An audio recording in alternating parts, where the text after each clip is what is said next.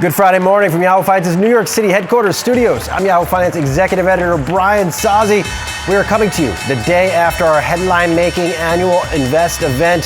The hot takes from our chats with our big guests like Eric Trump, Michael Saylor, and Albert Bourla will be sprinkled in throughout opening bid and throughout the day here at Yahoo Finance. And this analysis comes at a key juncture for markets. The S&P 500 is on course for its first back-to-back weekly loss since June. Tech stocks like Tesla and Palantir are being walloped on bubble fears. And the odds of a December U.S. rate cut are now 50% after a host of Fed officials voiced skepticism on Thursday about the need for a third straight rate cut. So let's just say the mood in the markets, well, sucks right now. I mean, what else can you say? Let's go over to the NASDAQ and check in with Ali Canal. Ali. Yeah, it does suck. Saz, I have to agree with you. You're seeing the NASDAQ down 1.4% at the opening bell. The Dow is off roughly 400 points. The S&P also down over 1%. If we take a look under the hood of the NASDAQ 100, you're going to see that bloodbath continuing on Wall Street. You have Nvidia down 2%, Microsoft down 1%, Alphabet down 2.5%, Tesla down another 4% after the stock saw its worst day since July on Thursday, just continuing those losses there. And then a lot of these AI names that we constantly talk about on this show, like Oracle, for example, also seeing steep losses this morning. I also want to flip over to some of the top Dow components because Walmart is a big name that we're tracking today. It's down 3% after news that longtime CEO Doug McMillon, he announced his retirement. McMillon will step down after 11 years as CEO. He has been one of the most influential retail leaders of this generation. The stock has quadrupled under his leadership, and he really transformed Walmart from this pure play big box retailer into the e-commerce giant that it is today. John Furner, current CEO of Walmart US, will be taking over, and this is a name that we'll be talking about throughout the course of the show today. But I also want to take a look at Bitcoin. The crypto winter, crypto sell-off, whatever you want to call it, that is just continuing today. And in fact, Bitcoin is at risk of turning negative for the full year. You're seeing Bitcoin off, if I can find it on this Wi-Fi Interactive, we are right around 95,000. Here it is, 95,000 bucks a coin. We're down another 7% today. If we take a look at year-to-date gains, only up 1%, Saz. I mean, that is a far cry from where we were even a week ago. But of course, as we know, crypto is very volatile. A lot of the crypto bulls that we talked to, even at Invest, still bullish on crypto. But we'll see how much lower Bitcoin will go here. Yes, nothing goes up in a straight line. Thank you so much, Ali. Appreciate it. All right, here's what I'm watching out of the gate here. Walmart will have a new CEO just days before Black Friday. Walmart says U.S. CEO John Furner will succeed CEO Doug McMillon. This is a huge deal as McMillon has created the modern-day Walmart and has sent the stock to new heights. Walmart won our 2024 Company of the Year award. Here's what he had to tell me late last year about how leading the company has changed him. This job has forced me and the company to take risk in some areas, and I'm a pretty conservative, kind of play it safe kind of person. But to get the change that we needed, we had to take risks in the form of acquisitions, in the form of big investments. Those can be breathtaking at times, but that's one way that I know I've changed is I'm faster to accept risk than I was before. All right, speaking of risk, the AI sell-off. AI stock still under a ton of pressure. Here's one thing that stood out to me on the topic from Invest. Alexis Ohanian saying not to worry about the valuations. Look at the underlying technology. I think everyone is realizing this technology is here to stay. It is real. Now, I spend my days at the earliest possible stages of investing. I don't spend a lot of time dabbling in the public markets, so I can't speak to those valuations. But the bigger trend is very real.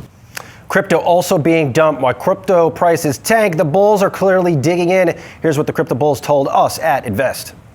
We're in the digital gold rush, and 2035 is the 0.99 year. That means that 99% of all the Bitcoin will have been mined in the year 2035. If you want Bitcoin, you need to get it between now and then because the last 1% of Bitcoin comes out over 100 years. Yeah, there's no doubt in my mind Bitcoin will be a larger asset class than gold by the year 2035. On the opening bid roundtable, Jeff Krumpelman, Mariner Wealth Advisors Chief Investment Strategist and Head of Equities, alongside Yahoo Finance Senior Reporters Ali Canal and Inez Ferre. Good to see you all. Jeff, let me start with you here. I got to start on this Walmart news. When you see a CEO of this magnitude, really a generational leader, what should investors think?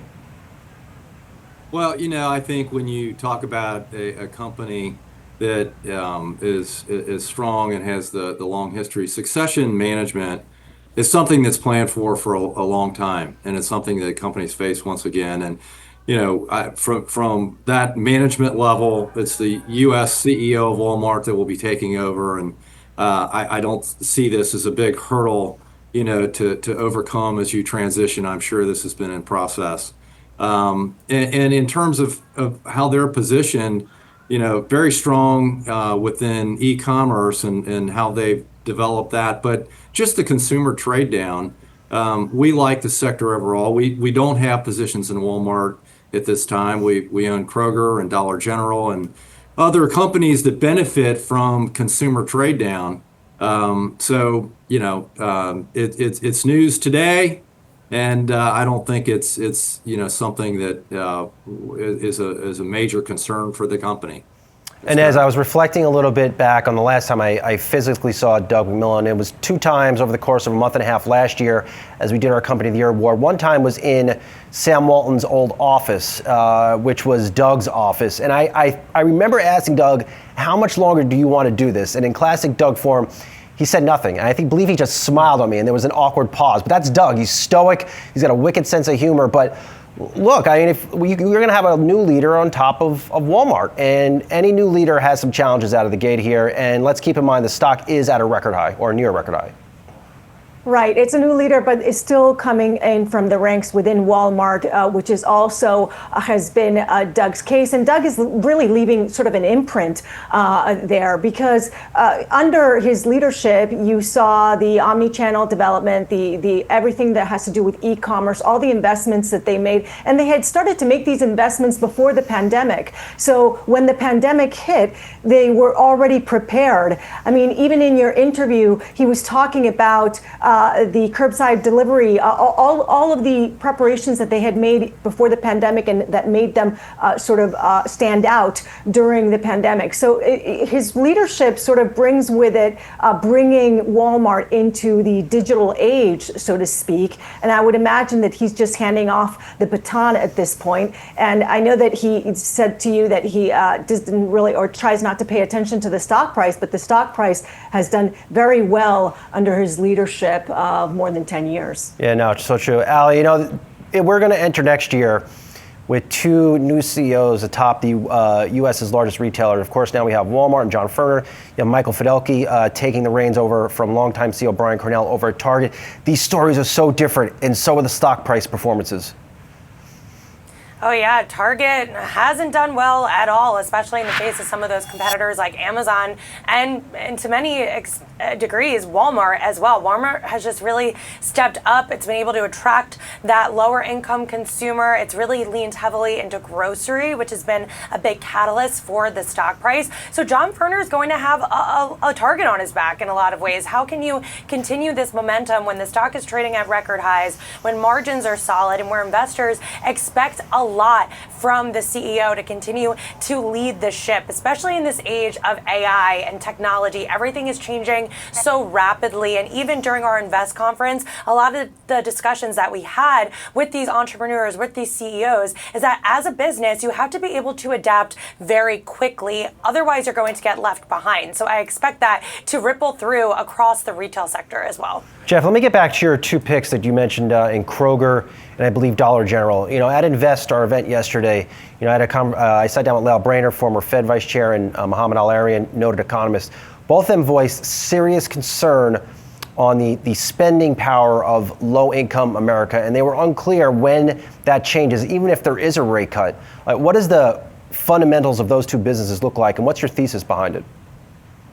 Well, again, both of them benefit from, just from a macroeconomic standpoint, consumer trade down as you go from national brands to private label, very strong on the part of Kroger, very reasonably priced.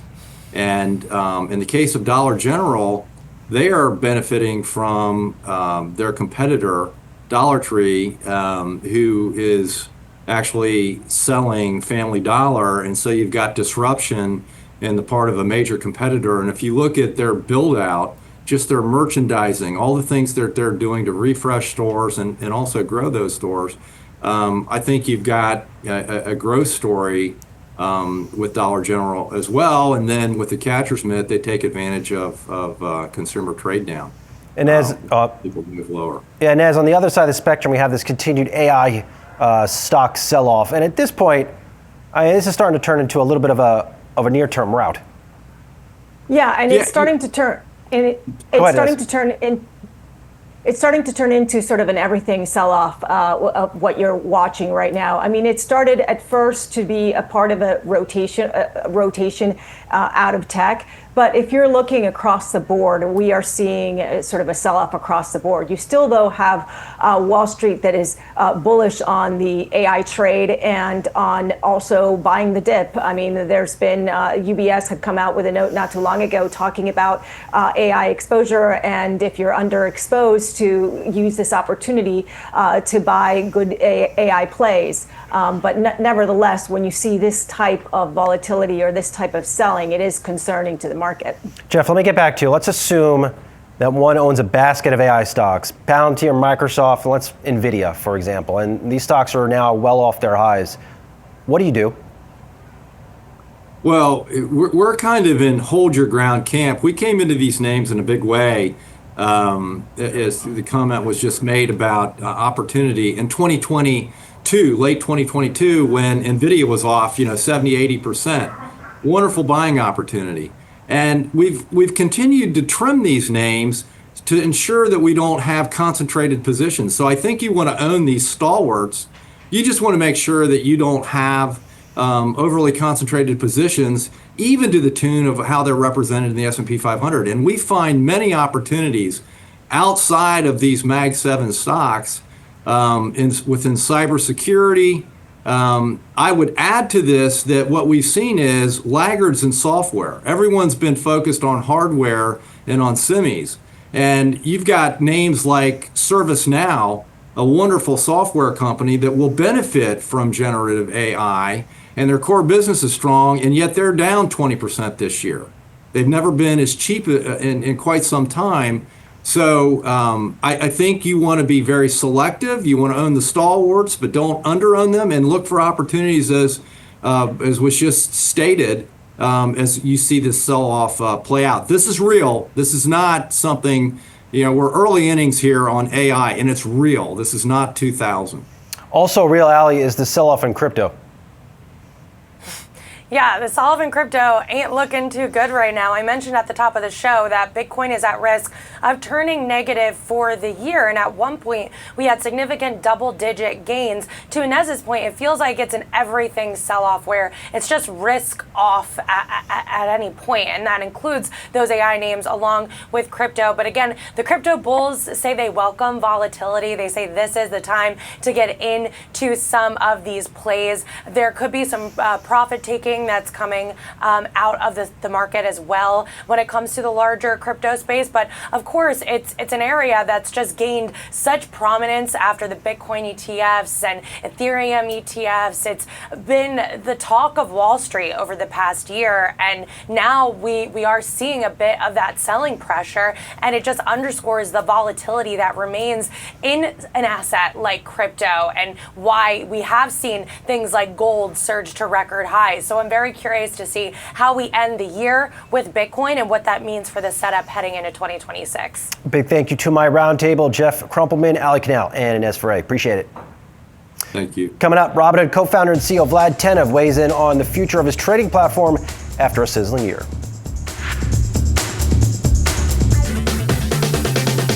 As part of Yahoo Finance Invest, I got the chance to sit down with Robinhood co-founder and CEO Vlad Tenev to discuss the power of the retail investor and their new cash delivery service. Take a listen. We're launching a service, Robinhood Banking. It's rolling out to external customers right now. Early feedback seems quite good. And the idea is, can we actually give you the private banking experience? So the same type of experience that a high net worth individual would get from a private bank, but with the digital experience they've come to expect from Robinhood. And as we started thinking about the types of features and services that the high net worth individuals would get, one of them is they're not going to an inner city ATM. They're getting cash delivered to their house. And surprisingly, even though we're getting increasingly digitized, cash is still a very important part of the US economy. And people need it from time to time. And when they need it, we want to deliver it to them with the convenience they expect from other digital services. So high net worth individual gets cash delivered to their house in a truck. We figured out how to do that in partnership with GoPuff to the mass market. Vlad, how does this? And that's just one of many features that I think make Robinhood Banking the best solution for customers. Vlad, how does this come? Look, I haven't, full disclosure, I've not used this yet, but I'm curious about it. How does this cash come? Is it in a bag with a dollar sign on it? Like, how's it packaged? I've never had cash delivered to my house, is what I'm trying to say. Yeah, we don't want to just deliver it to you in a shiny bag with a dollar sign. I think it's a little bit more discreet than that. Gotcha. But actually, one of the initial markets is New York. So I encourage you to give it a try. Fair enough. Look, one of the benefits of doing an event like this, we can actually get in depth into your story, the story of Robinhood. Take me back to the 1997 Infiniti Q45, Vlad. Well, that was a very nice car. It was a boat of a car. That's a deep cut. So I was a graduate student at UCLA, and my co-founder, Beju, and I put all of our belongings, including some servers, into the back of my Infiniti Q45. We couldn't afford to move with movers, and also plane tickets were quite difficult. So we drove across the country to where you're sitting now, New York City, and started our first company. This was a high-frequency trading firm in the absolute middle of the global financial crisis, where everyone was telling us that that was the worst time that you could possibly start, not just any company, but a financial services company. But the industry changed. There was a lot of disruption. Institutional finance went from kind of open outcry trading on the floor to completely digital. And then this sort of like set the seeds for us launching Robinhood many years later, where we basically combined the technology of high frequency trading with the new platform shift of mobile, and became the first mobile-first zero commission financial company. Do you still have the car? It's a bit of a historic thing, almost like the IBM Garage or whatever that was? No, unfortunately, I don't have the car. It stopped running right around 2013, and then I sold it for about $300. So someone got a great deal in Northern Virginia. Vlad, one thing inherent to your story, and you and I have talked about this a lot the past 18 months, but really this year it is the product velocity over at Robinhood. It seems like every day I wake up, there's something new coming from you and your team. Help us understand how you're able to get some of these products to market so quick, and how are you identifying new areas to grow in the space? Yeah, I think that we've been fortunate to have spent a lot of time over the past few years building great infrastructure, both on the technology side, but also great people, great leaders. And we try to move fast and do so safely, because we recognize we're a financial company, and you want to make sure that customers have a reliable service. But I think we've been able to move fast while making sure that we do so safely, and it just requires having the right talent and the right technology infrastructure, which we continue to invest in. And it's not always the sexiest thing to talk about, but there were a couple of years, 2020 and 2021, where we didn't ship too many products, but instead we really got our house in order and built the foundations for the company you see today. What's been the biggest game-changing product for Robinhood this year? Well, I'd say the last quarter, we announced that we had record net deposits. So 20 plus billion in net deposits in the quarter into the platform. And we already surpassed last year's record of net deposits with another entire quarter to go. We also announced 11 business lines, up from 9, that generate 100 million plus in annualized revenue run rate. The 2 new ones are Bitstamp, which is our institutional crypto exchange that crossed into the 9-figure revenue run rate. And also prediction markets. Prediction markets, which we've talked about, our fastest growing business of all time from a revenue standpoint, doubling quarter after quarter. And we also announced so far in October, we've traded more contracts at about 2.5 billion than all of Q3 put together. So that's been ramping extremely quickly. So I think I'd have to point to that one as the fastest growing. That's on the active trader side.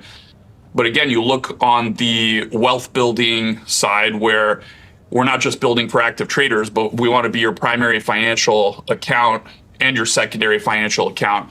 You mentioned financial super app. Banking's looking really good. Credit card has ramped to north of 500,000 cardholders incredibly quickly, which makes us one of the fastest growing in that space. And Robinhood strategies in retirement have been ramping as well. So I'm proud of how the team's been able to build for these very different customer bases, active traders on one hand, but also becoming the platform that can help all of our customers, the mass market, with the totality of their financial needs. Vlad, here's what Bernstein just said about Robinhood after your quarter. Quote, quarter after quarter, Robinhood management raises the bar and tells us why the stock deserves its valuation. How do you model a company that adds a couple $100 million revenue businesses every year? How could an investor model a business like yours? Well, I think that we try to give our investors really leading visibility into how things are evolving. And as you could probably tell, even the way we're communicating with investors is evolving and improving. So it was less than a year ago that we did our first video earnings call, for instance, and we've improved upon that experience. The last earnings call was not only on video, but we had live video question asking from retail customers. We had sell side, buy side, and the media in the room. And it was in the Chase Center in San Francisco. So we actually did it at an interesting location. So the communication with investors, I think, has been improving, and it's a product in and of itself. In terms of the financial profile of the company, we keep it very simple. We want to grow revenues faster than costs. It sounds simple, but it's actually not trivial to do, especially at high scale. And we make big bets. We're not only content to improve the products we have incrementally and get a little bit better, even though that's very important, but we also make bets on new categories that you don't see elsewhere. And that led to innovations that are relatively unique to Robinhood in our space. For example, 24-hour markets on the active trading side, cash delivery, which you mentioned on the banking side, the deposit match products, which still continue to be unique, and of course, prediction markets as well. Coming up, Julie Hyman has you covered on Market Catalyst. We'll be right back.